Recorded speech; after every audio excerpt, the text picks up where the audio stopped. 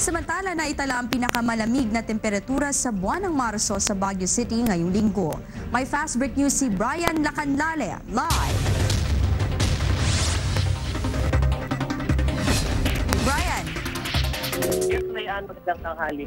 Itong nakalipas na 3 araw mo ring naranasan ang pagbaba ng temperatura dito sa Baguio City. Ito ay dahil sa stationary frontal system na nararanasan ng bansa. Inaasahang mananatili pa ito hanggang sa katapusan ng Abril.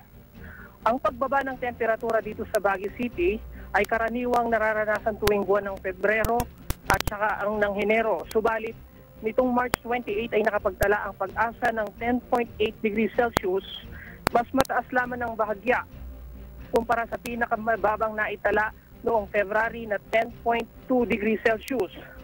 Sa ngayon ay nakakaranas ng makulimlim na panahon at manakanakang pag-ulan dito.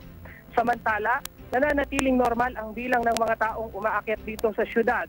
Ayon sa mga pamunuan ng bus company na nakausap natin kanina, sa darating na Lunes pa inaasahang magsisimulang dumagsa ang mga turistang aakyat dito sa Baguio City upang i-enjoy ang long holiday at summer vacation.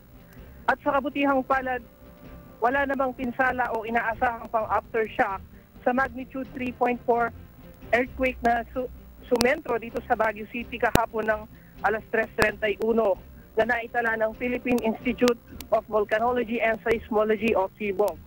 At yan muna ang mga huling balita mula rito sa Baguio City. Live, balik sa iyo, Lian. Maraming salamat, Brian Lacanlale.